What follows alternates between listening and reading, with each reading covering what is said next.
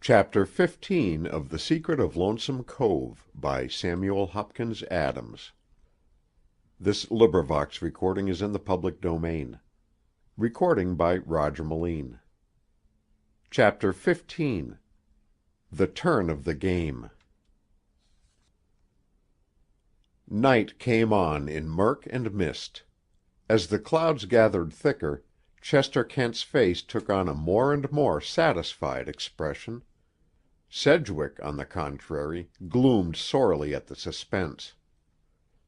Nothing could be elicited from the director of operations, who was, for him, in rather wild spirits. The tennis match seemed to have sweated the megrims out of him.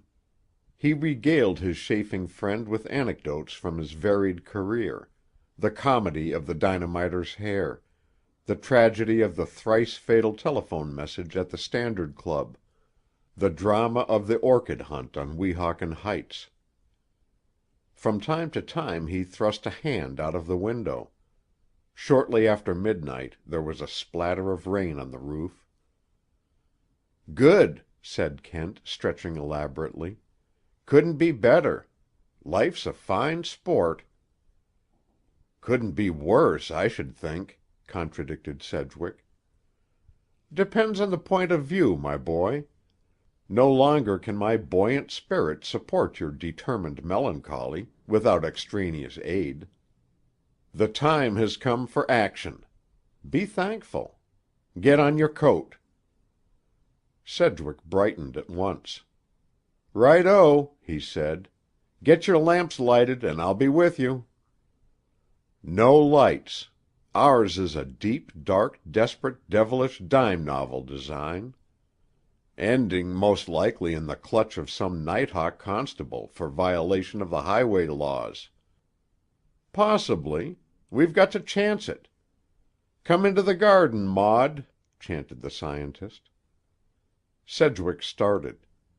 "I thought we were going to motor somewhere. What about the garden?" "About the garden? Why, somewhere about the garden there must be, I should guess, certain implements which we need in our enterprise."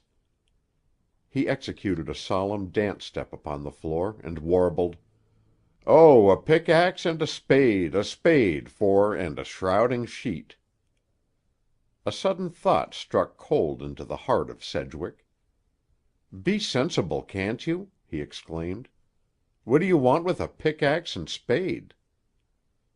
"My wants are few and small. If you haven't a pick, 2 spades will do. In fact, they'll be better. I was merely sticking to the text of my Hamlet." His shoulders slumped, his jaw slackened, and, as his figure warped into the pose of the gravedigger, he wheezed out the couplet again. The cold thought froze around Sedgwick's heart. He visioned the wet soil of Annalaka burying ground, heaped above a loose hasp pine box, within which went forward the unthinkable process of earth reclaiming its own. "Good God! Is it that?" he muttered. The mummer straightened up. "In plain prose, do you possess 2 spades?" he inquired. Speechless, Sedgwick went out into the dark, presently returning with the tools. Kent took them out and disposed them in the car. "Get in," he directed. "If we had to do this, Kent," said Sedgwick, shuddering in his seat, "why haven't we done it before?" The other turned on the power. "You're on the wrong track, as usual," he remarked. "It couldn't be done before." "Well, it can't be done now," cried the artist in sudden sharp excitement. "It won't do. Stop the car, Kent." Kent's voice took an ominously deliberate measure. "Listen," said he. "I am going through with this, now, tonight. If you wish to withdraw—" "That's enough," growled the artist. "No man alive can say that to me." The car slowed up. "I beg your pardon, Frank," said Kent. "We're both of us a little on edge to night. This is no time for misunderstandings. What is on your mind?" "Just this. Annalaka burying ground is watched. Lawyer Bain said as much. Don't you remember? He told us that the house next door is occupied by an old sleepless asthmatic who spends half her nights in her window overlooking the graves." The car shot forward again. "Is that all?" asked Kent. "Isn't it enough?" "Hardly. We're not going within miles of Annalaka." "Then our night's work is not—" Kent could feel his companion's revolt at the unuttered word, and supplied it for him. "Grave robbery?" "It is." "Where?" "In a private burying ground on the Blairs' estate." "Wilfrid Blair's grave? When was the funeral?" "This morning. I was among those present, though I don't think my name will be mentioned in the papers." "Why should you have been there?" "Oh, set it down to vulgar curiosity," said Kent. "Probably you'd say the same if I asked you the motive for this present expedition. I suppose you fully appreciate the chance we are taking?" "Didn't I tell you that it was rather more than a life and death risk?" Something cold touched Sedgwick's hand in the darkness. His fingers closed around a flask. "No Dutch courage for me. Where is this place?" "On Sundayman's Creek, some 14 miles from the Nook as the motor car flies." 14 miles, repeated Sedgwick musingly, following a train of thought that suddenly glowed, a beacon light of hope. "And these Blairs have some connection with the dead woman of the cove, the woman who wore her jewels?" His fingers gripped and sank into Kent's hard-fibered arm. "Chet, for the love of Heaven, tell me! Is she one of these Blairs?" "No nonsense, Sedgwick," returned the other sternly. "You're to act, yes, and think, under orders till the night's job is done." There was silence for nearly half an hour, while the car slipped ghost-like along the wet roadway. Presently it turned aside and stopped. "Footwork now," said Kent. "Take the spades and follow." He himself, leading the way, carried a coil of rope on his shoulders.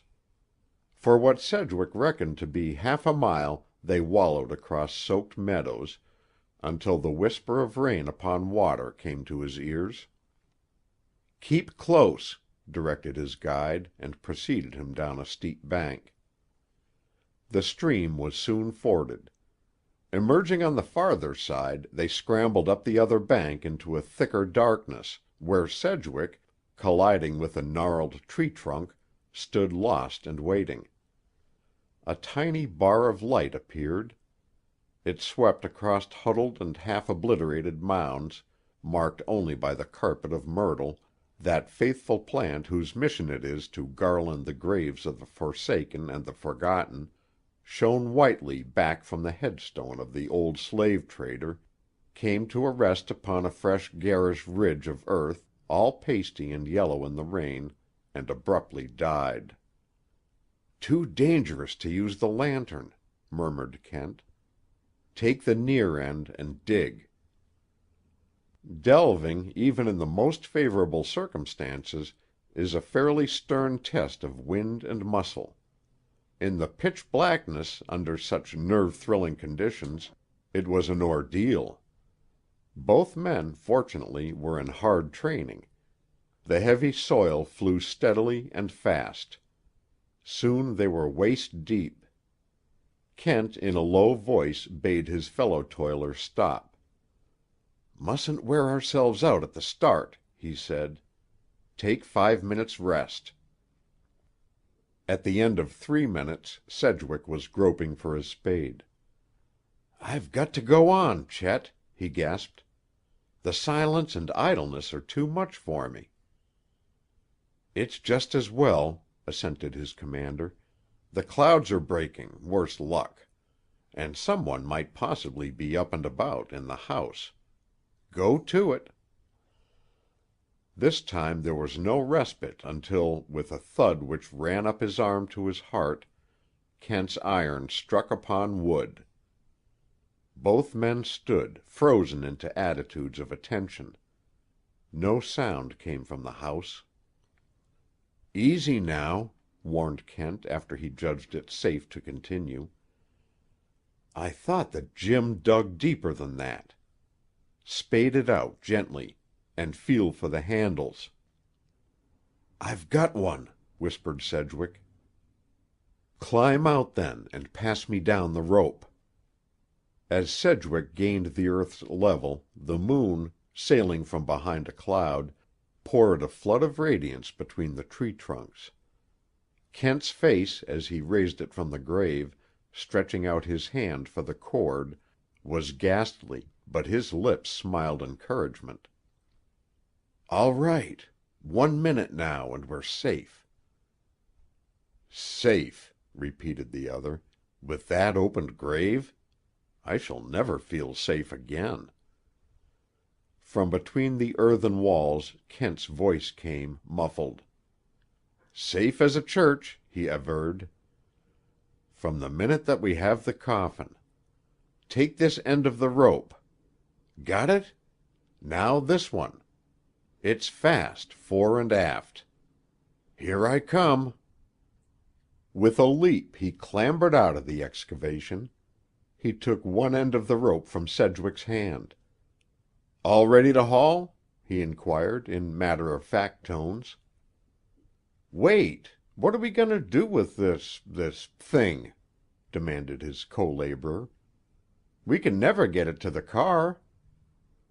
A low chuckle sounded from the shrubbery back of them. The resurrectionist stood, stricken. "An owl," whispered Sedgwick at length. "No," replied Kent in the same tone. Then, in full voice and with vivid urgency, "Haul!" Up came the heavy casket, bumping and grating. Even through the rope Sedgwick felt, with horror, the tumbling of the helpless sodden body within. With a powerful effort Kent swung his end up on the mound. The lantern flashed. By its gleam Sedgwick saw Kent striving to force his spade edge under the coffin lid, to pry it loose. The chuckle sounded again. "That's enough," said a heavy voice with a suggestion of mirthful appreciation. Sheriff Len Schlager stepped from behind a tree. He held a revolver on Kent. Sedgwick made a swift motion, and the muzzle swung accurately on him. "Steady, Frank," warned Kent anxiously. "I'm steady enough," returned the other. "What a fool I was not to bring a gun." "Oh, no," contradicted the scientist. "Of what use is my gun? We're in the light, and he is in the shadow." "So you've got a gun on you, eh?" remarked the sheriff, his chuckle deepening. "I didn't say so." "No, but you gave yourself away. Hands up, please, both of you." 4 hands went up in the air. Kent's face, in the light, was very downcast, but from the far corner of his mouth came the faintest ghost of a whistled melody, all in a minor key. It died away on the night air, and the musician spoke in rapid French. "Attention! La ruse gagne. Quand lui donnerai le coup de pied, battez-le à terre." "What's that gibberish?" demanded Schlager. "Very well," said Sedgwick quickly, in the tone of one who accepts instructions. "I'll be still enough. Go ahead and do the talking." "Better both keep still," advised the deceived sheriff. "Anything you say can be used against you at the trial, and the penalty for body snatching is 20 years in this state." "Yes, but what constitutes body snatching?" murmured Kent. "You do, I guess," retorted the humorous sheriff. Steady with those hands. Which pocket, please, Professor?" "Right-hand coat, if you want my money," answered the scientist sullenly. "Nothing like that," laughed the officer. "Your gun will do at present." "I haven't got any gun." "I heard you say it. Remember, mine is pointed at your stomach." "Correct place," approved Kent, quietly shifting his weight to his left foot. "It's the seat of human courage. Well," as Schlager tapped pocket after pocket without result, "you can't say I didn't warn you. Now, Frank." With the word there was a sharp spat as the heel of Kent's heavy boot, flying up in the coup de pied of his own devising, caught the sheriff full on the wrist, breaking the bones, and sending the revolver a spin into the darkness.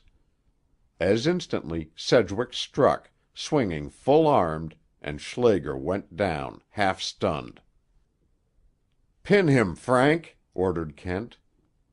But Sedgwick needed no directions, now that resolute action was the order of the moment. His elbow was already pressed into the sheriff's bull neck. Schlager lay still, moaning a little. "Good work, my boy," approved Kent, who had retrieved the revolver. "Who clubbed me?" groaned the fallen man. "I didn't see no third feller. And what good's it going to do you anyway? There you are, and there's the robbed grave. Exaggerated by assault on an officer of the law," he added technically. "That is right, too, Kent," added Sedgwick with shaking voice. "Whatever we do, I don't see but what we are disgraced and ruined." "Unless," suggested Kent with a mild-toned malice, "we rid ourselves of the only witness to the affair." A little gasp issued from the thick lips of Len Schlager. But he spoke with courage, and not without a certain dignity. "You got me," he admitted quietly. "If it's killin', why, I guess it's as good a way to go as any. An officer in the discharge of his duty." "Not so sure about the duty, Schlager," said Kent with a change of tone. "But your life is safe enough, in any event. Pity you're such a grafter, for you've got your decent points. Let him up, Sedgwick." Relieved of his assailant's weight, Schlager undertook to rise, set his hand on the ground, and collapsed with a groan. "Too bad about that wrist," said Kent. "I'll take you back in my car to have it looked after as soon as we've finished here." "I suppose you know I'll have to arrest you just the same." "Don't bluff," retorted the other carelessly. "It wastes time. Steady! Here comes the rest of the party." Across the moonlit lawn moved briskly the spare, alert figure of the owner of Hedgerow House. His hand grasped a long-barreled pistol. He made straight for the grove of graves. Within 5 yards of the willows he stopped, because a voice from behind one of them had suggested to him that he do so. "I also am armed," the voice added.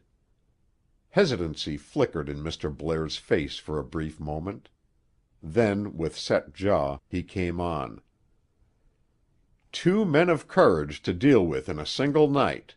That's all out of proportion," commented the voice with a slight laugh. "Mr. Blair, I really should dislike shooting you." "Who are you?" demanded Mr. Blair. "Chester Kent." "What are you doing on my property at this hour?" "Digging." "Ah!" It was hardly an exclamation. Rather, it was a contained commentary. Mr. Blair had noted the exhumed casket. "You might better have taken my offer," he continued after a pause of some seconds. "I think, sir, you have dug the grave of your own career." "That remains to be seen." "Schlager, are you there?" "Yes, Mr. Blair. They've broken my wrist and got my gun." Mr. Blair took that under consideration. "It doesn't strike me that you are much of a man-hunter," he observed, judicially. "Who are they?" "Francis Sedgwick is the other, at your service," answered the owner of that name. An extraordinary convulsion of rage distorted the set features of the elderly man. "You!" he cried. "Haven't you done enough, without this? I would come on now if hell yawned for me." Stricken with amazement at the hatred in the tone, Sedgwick stood staring. But Kent stepped before the advancing man. "This won't do," he said firmly. "We can't any of us afford killing." "I can," contradicted Mr. Blair. "You would gain nothing by it. If one of us is killed, the other will finish the task. You know what I am here for, Mr. Blair. I propose to open that coffin and then go." "No," said the master of Hedgerow House, and it was 20 years since his "no" had been overborne. "Yes," returned Chester Kent quietly. Mr. Blair's arm rose, steady and slow, with the inevitable motion of machinery. "If you shoot," pointed out Kent, "you will rouse the house. Is there no one there from whom you wish to conceal that coffin?" The arm rose higher until the muzzle of the pistol glared, like a baleful, lusterless eye, into Kent's face. Instead of making any counter motion with the sheriff's revolver, the scientist turned on his heel, walked to Sedgwick, and handed him the weapon. "I'm going to open the coffin, Frank," he announced. "That pistol of Mr. Blair's is a target arm. It has only one shot." "True," put in its owner, "but I can score 120 with it at 100 yards range." "If he should fire, Frank, wing him. And then, whatever happens, get that casket open. That is the one thing you must do, for me and yourself." "But he may kill you!" cried Sedgwick in an agony of apprehension. "He may, but I think he won't." "Won't he?" muttered the older man on an indrawn breath. "I'd rather it was the other scoundrel, but either or both." Sedgwick stepped to within 2 paces of him. "Blair," he said with a snarl, "you so much as think with that trigger finger, and you're dead." "No killing, Frank," countermanded Kent. "In his place you'd perhaps do as he is doing." "Don't take any chances, Mr. Blair," besought the sheriff. "They're desperate characters. Look what they done to me." "There's a testimonial," murmured Kent as he picked up his spade, "for one who has always worked on the side of law and order." He worked the blade craftily under the lid and began to pry. The cover gave slightly. Mr. Blair's pistol sank to his side. "I should have shot before warning you," he said bitterly. "Violating graves is, I suppose, your idea of a lawful and orderly proceeding?" The rending crackle of the hard, heavy wood was his answer. Kent stooped and struggled up, bearing a shapeless, heavy object in his arms. The object seemed to be swathed in sacking. Kent let it fall to the ground, where it lopped and lay. "All right," said he, with a strong exhalation of relief. "I knew it must be. And yet—well, one is never absolutely in certainty. And if I'd been wrong, I think, Frank, we could profitably have used that gun on ourselves. You can drop it now. Come over here." Courageous though Sedgwick was, his nerves were of a highly sensitive order. He shuddered back. "I don't believe I can do it, Chet." "You must, as a witness. Come, Brace up." Setting the bull's-eye lantern down, Kent produced a pocket-knife. Sedgwick drew a long breath, and walking over, crouched, steeling his nerves against the revelation that should come when the cord should be cut and the swathings reveal their contents. "If I keel over, don't let me tumble into the grave," he said simply, and choked the last word off from becoming a cry of horror, as he beheld his friend drive the knife-blade to the hilt in the body, and then whip it across and downward with a long ripping draw under which the harsh cloth sang hideously. "Open your eyes! Look! Look!" cried Kent heartily. A strong trickle of sand flowed out of the rent in the sack and spread upon the ground. "That is all," said Kent. Relief clamored within Sedgwick for expression. He began to laugh in short, choking spasms. "Quiet!" warned Mr. Blair in a broken tone of appeal. "You've found out the secret. God knows what you'll do with it. But there are innocent people in the house. I see a light stirring there now. I must do what I may to shelter them." A glimmer shone from the ground floor of one of the wings. Thither Mr. Blair ran, calling out as he went. When he returned, his face was like a mask. "Now," said he, "what is this matter? Blackmail?" Kent's face withdrew, as it were, behind his inscrutable half-smile. "Peace, if you will," said he. "A truce, at least." "I should like to know just how much you know." "An offer.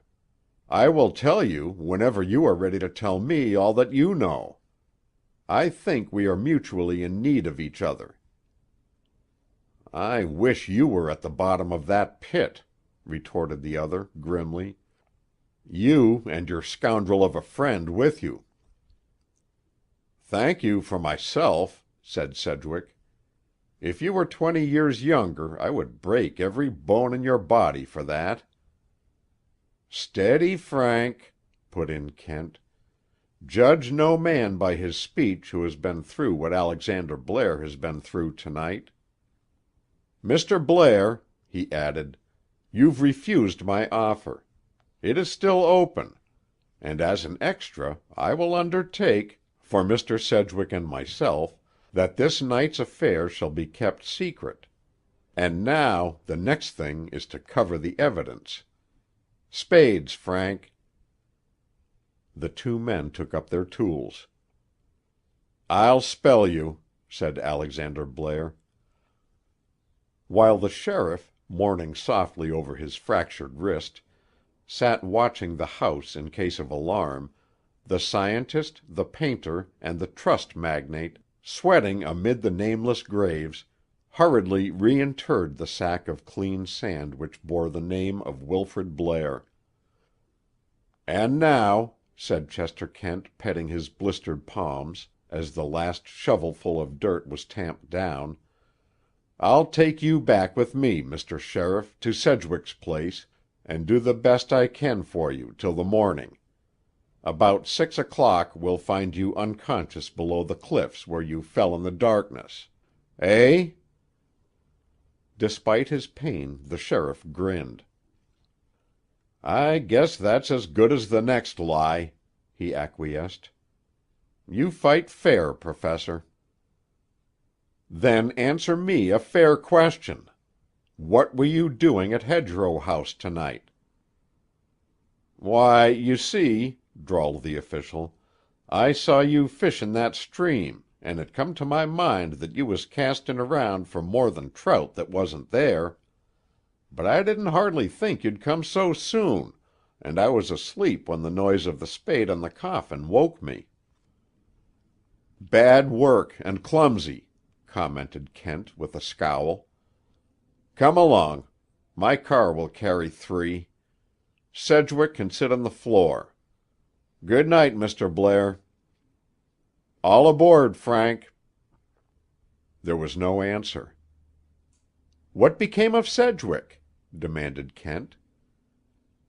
"He was here half a minute ago, I'll swear to that," muttered the sheriff. Kent stared anxiously about him. "Frank! Frank!" he called half under his breath. "Not too loud," besought Alexander Blair. The clouds closed over the moon. Somewhere in the open a twig crackled. Sedgwick had disappeared. End of chapter 15. Recording by Roger Melin.